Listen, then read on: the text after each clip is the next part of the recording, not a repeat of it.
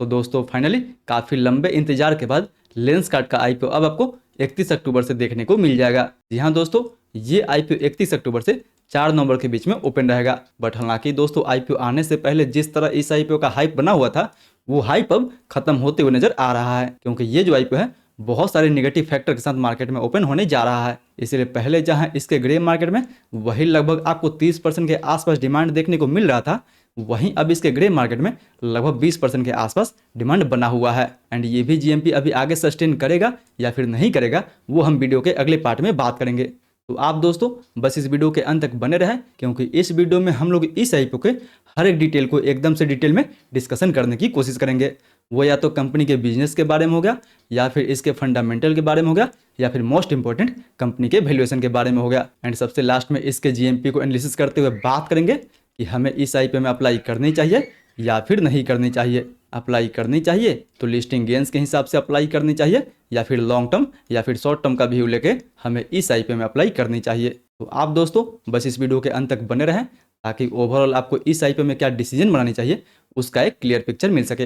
तो फिर चलिए बिना आपका समय गंवाए सीधा वीडियो में आगे बढ़ते हैं। लेकिन उससे पहले अगर आप इस चैनल पर नए हैं तो कृपया चैनल सब्सक्राइब कर इस वीडियो को एक लाइक जरूर दीजिए। अब चलिए आगे बढ़ते हैं, और सबसे पहले दोस्तों बात कर लेते हैं इस कंपनी के बिजनेस के बारे में कि आखिर ये कंपनी काम क्या करती है, इस कंपनी का मेन रेवेन्यू सोर्स क्या है, मतलब कंपनी की जो रेवेन्यू है वो कहाँ कहाँ से आता है। तो दोस्तों अगर बात करें इस कंपनी के बारे में, तो मुझे नहीं लगता है कि हमें इस कंपनी के बारे में कुछ ज़्यादा डिटेल में डिस्कशन करने की जरूरत पड़ेगी, क्योंकि मुझे पता है कि आप लोग सबको इस कंपनी को अच्छे से जानते होंगे। बट फिर भी अगर ओवरऑल बात करें तो दोस्तों ये कंपनी आई ग्लासेस बनाने का काम करती है। वो या तो प्रिस्क्रिप्शन ग्लास हो गया, कंटेक्ट ग्लास हो गया, या फिर सन ग्लास हो गया। हर तरीके के चश्मा इसके साइट पे, एप्लीकेशन पे, या फिर इवन ऑफलाइन स्टोर्स पे भी देखने को आपको मिल जाएगा। बात करें कंपनी के ऑफलाइन स्टोर्स के बारे में, तो कंपनी के पास वही लगभग 2700 के आसपास तक ऑफलाइन स्टोर्स है, जिसमें लगभग 2000 स्टोर्स आपको इंडिया में देखने को मिल जाएगा, एंड वहीं लगभग 700 स्टोर्स आपको फॉरेन कंट्री में देखने को मिल जाएगा, जैसे सिंगापुर हो गया, ऑस्ट्रेलिया हो गया, थाईलैंड हो गया, या फिर यूएसए हो गया। मतलब दोस्तों ये कंपनी इंडिया में तो अपने प्रोडक्ट को सेल करती है, देखा जाए तो कंपनी एक्सपोर्ट से भी काफ़ी अच्छा खासा प्रॉफिट जनरेट करती है। अगर बात करें रेवेन्यू के बारे में, तो इसका 60% रेवेन्यू आपको इंडिया से जनरेट होता है, एंड लगभग 40% के आसपास रेवेन्यू जो है वो आपको एक्सपोर्ट से जनरेट होता है, जो इस कंपनी के लिए काफ़ी अच्छी बात है। बट बिजनेस के तुलना में अगर बात करें कंपनी के फंडामेंटल के बारे में, तो FY24 तक तो दोस्तों ये कंपनी एक लॉस मेकिंग कंपनी थी। बट अगर FY25 के बारे में बात करें तो सीधा लॉस मेकिंग से ये कंपनी प्रॉफिटेबल बनी है। यानी जहां पहले FY24 में ये कंपनी 10 करोड़ के लॉस पे बैठी हुई थी, वहीं FY25 में इस कंपनी जो प्रॉफिट है वो ऑलमोस्ट आपको 300 करोड़ के आसपास तक देखने को मिल जाएगा। यानी सीधा पिछले एक साल में इसके प्रॉफिट में लगभग आपको 3000% का ग्रोथ देखने को मिला हुआ है। जबकि अगर बात करें कंपनी के रेवेन्यू के बारे में, तो पिछले एक साल में इसके रेवेन्यू में लगभग आपको 25% का ही ग्रोथ देखने को मिला हुआ है। यानी रेवेन्यू में आपको 25% का ग्रोथ देखने को मिला हुआ है।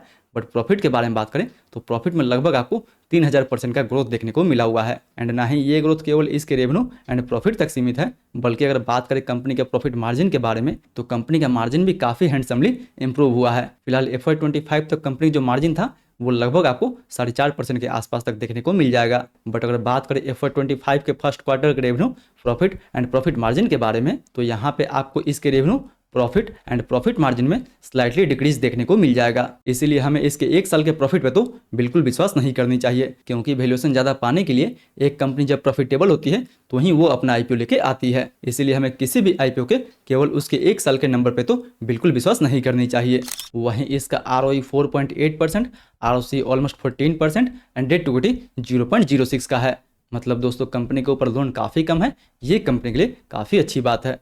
बट अगर फंडामेंटल की तुलना में बात करें कंपनी के वैल्यूएशन के बारे में, तो दोस्तों ये कंपनी अपना आईपीओ वही लगभग 235 के पी पे लेके आ रही है, जो कि काफ़ी हाई माना जाएगा इसके पीर के मुकाबले एंड इसके इंडस्ट्री के मुकाबले, क्योंकि कंपनी का अर्निंग पर शेयर लगभग ₹1.70 के आसपास है, जबकि कंपनी अपना आईपीओ 235 के पी पे लेके आ रही है। इसलिए जहां पहले इसके ग्रे मार्केट में 30% के आसपास डिमांड बना हुआ था, इसके वैल्यूएशन देखने के बाद इसके ग्रे मार्केट में फिलहाल अभी 20% के आसपास डिमांड रह गया है। यानी इस हाई वैल्यूएशन को देखते हुए अभी से ही इसका इम्पैक्ट इसके ग्रे मार्केट में आपको देखने को मिल जाएगा। हालांकि सेम इसी जैसी मार्केट में आपको टाइटन आईवीआर भी देखने को मिल जाएगा, जो अभी मार्केट में फिलहाल लिस्ट नहीं है, बट फिर भी अगर उसका वैल्यूएशन देखा जाए तो उसका वैल्यूएशन वही लगभग आपको 16,000 करोड़ के आसपास तक देखने को मिलेगा। जबकि वहीं अगर बात करें लेंसकार्ट के बारे में तो दोस्तों कंपनी इसका वैल्यूएशन लगभग 70,000 करोड़ के आसपास तक रखी हुई है, जो देखा जाए तो टाइटन आईवेयर से काफ़ी महंगा है। हालांकि इन दोनों कंपनी को तो हम एप्पल टू एप्पल बेसिस पे कंपेयर नहीं कर सकते हैं, बट फिर भी अगर वैल्यूएशन देखने के लिए कंपेयर करें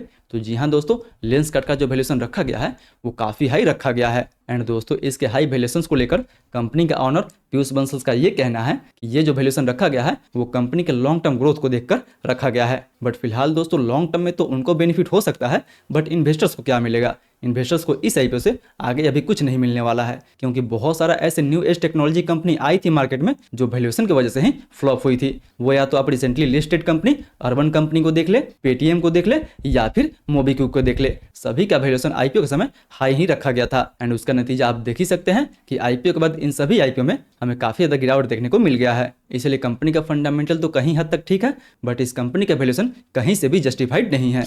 वहीं बात करें इस आईपीओ डिटेल के बारे में तो ये आईपीओ 31 से 4 नवंबर के बीच में ओपन रहेगा, जिसका प्राइसमेंट 382 रुपये से 402 रुपये पर शेयर रखा गया है।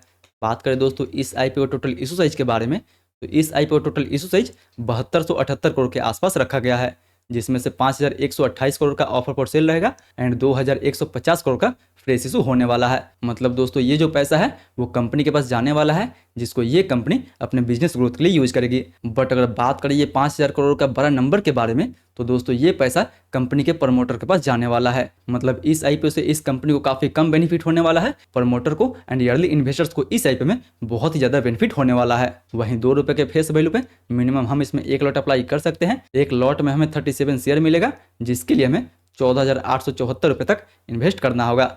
वहीं बात करें दोस्तों इस आईपीओ में कोटा के बारे में तो जी हाँ दोस्तों, आईपीओ अभी अभी प्रॉफिटेबल हुई है, इसलिए रिटेल को इस आईपीओ में केवल 10% का ही कोटा दिया गया है, जो काफ़ी अच्छा माना जाएगा रिटेल के लिए। यानी इस आईपीओ में रिटेल काफ़ी कम ट्रैप होंगे, इसलिए ये आईपीओ रिटेल के लिए ठीक ठाक रहने वाला है। यानी 7200 करोड़ का आईपीओ रहने वाला है, इसलिए 720 करोड़ का जो फंड होगा वो रिटेल के लिए रिजर्व रखा जाएगा, जो कि ये भी रिटेल के लिए काफ़ी बड़ा नंबर है। इसलिए फाइनली दोस्तों इन सारे फैक्टर को देखते हुए बात करें कि क्या हमें इस आईपीओ में अप्लाई करनी चाहिए या फिर नहीं करनी चाहिए। अप्लाई करनी चाहिए तो लिस्टिंग गेंस के हिसाब से अप्लाई करनी चाहिए, या फिर लॉन्ग टर्म या फिर शॉर्ट टर्म का व्यू लेके हमें इस आईपीओ में अप्लाई करनी चाहिए। तो अगर सबसे पहले बात करें लिस्टिंग गेंस के बारे में तो फिलहाल दोस्तों इसके ग्रे मार्केट में वही लगभग 20% के आसपास डिमांड बना हुआ है।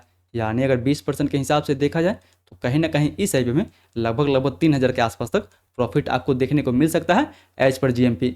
बट फिलहाल दोस्तों ये जीएमपी तो टेंटेटिव होता है, जो मार्केट को देखते हुए कभी भी ऊपर नीचे हो सकता है। एंड जिस वैल्यूएशन पे ये कंपनी अपना आईपीओ लेके आ रही है, मुझे नहीं लगता है कि ये जीएमपी आगे भी सस्टेन करेगा भी तो राधा कृष्ण दमानी जी की वजह से ये जीएमपी सस्टेन कर सकता है, क्योंकि आईपीओ के पहले राधा कृष्ण दमानी जो डीमार्ट का ओनर है इस आईपीओ में लगभग 100 करोड़ के आसपास तक इन्वेस्ट कर चुके हैं, इसलिए मे भी उनके नाम पे ये जीएमपी सस्टेन कर सकता है। बट वैसे अगर देखा जाए तो नहीं लगता है कि आगे ये जीएमपी सस्टेन करेगा। बट फिर भी अगर आपको इस आईपीओ में लिस्टिंग गेंस के लिए अप्लाई करना है तो अगर दूसरे दिन एंड तीसरे दिन इसके ग्रे मार्केट में अच्छा खासा 20% के ऊपर डिमांड हो तो आप इस आईपीओ में लिस्टिंग गेंस के लिए अप्लाई कर सकते हैं।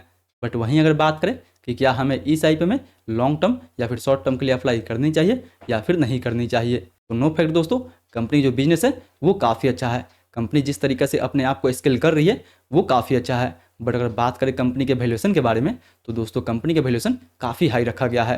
थोड़ा सा हाई रहता तो चल भी जाता, बट जिस वैल्यूएशन पे ये कंपनी अपना आईपीओ लेके आ रही है वो काफ़ी एक्सट्रीमली हाई वैल्यूएशन है। इसलिए फिलहाल हमें इस आईपीओ को लॉन्ग टर्म के लिए भी एंड शॉर्ट टर्म के लिए भी अवॉइड करनी चाहिए। मार्केट अच्छा रहता है एंड इवन दूसरे एंड तीसरे दिन इसके ग्रे मार्केट में ठीक ठाक डिमांड रहता है, तो ये जो आईपीओ है वो लिस्टिंग गेंस के लिए ठीक ठाक रहेगा।